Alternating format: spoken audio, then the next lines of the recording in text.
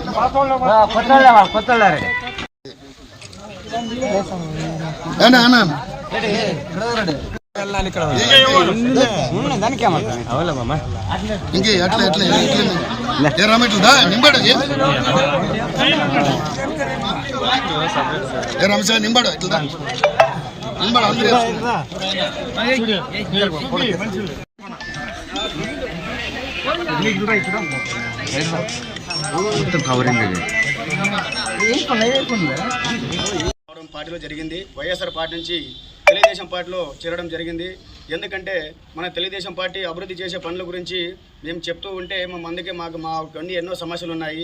ఆ సమస్యల గురించి మా వాళ్ళందరూ బీదవాళ్ళు కానీ పేదవాళ్ళు కానీ అందరూ మన రాఘవేంద్ర రెడ్డి గారి సమక్షంలో, మన రామకృష్ణారెడ్డి సమక్షంలో ఇక్కడికి వచ్చేసినటువంటి పల్లెపల్లి రామరెడ్డి అయితేనేమి, ఒక మన కోసి మండలం మన పొలంపేట మన జ్ఞానేష్ సార్ అయితేనేమి, షోరూమ్ మీరే సార్ అయితేనేమి, జోగి రామకృష్ణ సార్ అయితేనేమి, ఇక్కడికి చాలామంది ఇక్కడ మన కోసి మండల ఇన్ఛార్జ్ మంత్రాలయంతో ఉండే నాయకుల ఆధిక్యంలో మేమందరూ పార్టీలో చేరుతున్నాము.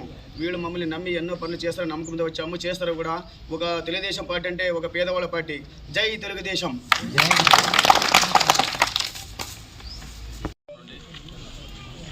దాదాపు 50 కుటుంబాలు కూడా పార్టీలోకి చేరడం జరిగింది.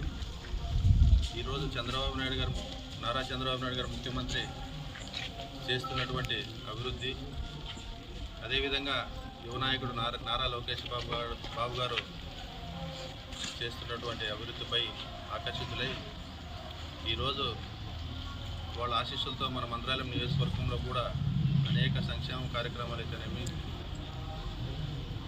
అభివృద్ధి అయితేనేమి, ఇవన్నిటికీ కూడా మన మీద నమ్మకం పెట్టుకొని ఏదైతే వాళ్ళు పార్టీలోకి చేరారో వాళ్ళ నమ్మకాన్ని వమ్ము చేయకుండా ఖచ్చితంగా ఈ పార్టీ కార్యకర్తలందరూ కూడా కాపాడుకునే బాధ్యత నాదే చేసింది. అందరూ కూడా స్థానిక సంస్థల ఎలక్షన్లో మంత్రాలయం స్వీప్ చేయడమే మా లక్ష్యం అని చెప్పి తెలియజేసుకుంటున్నాం.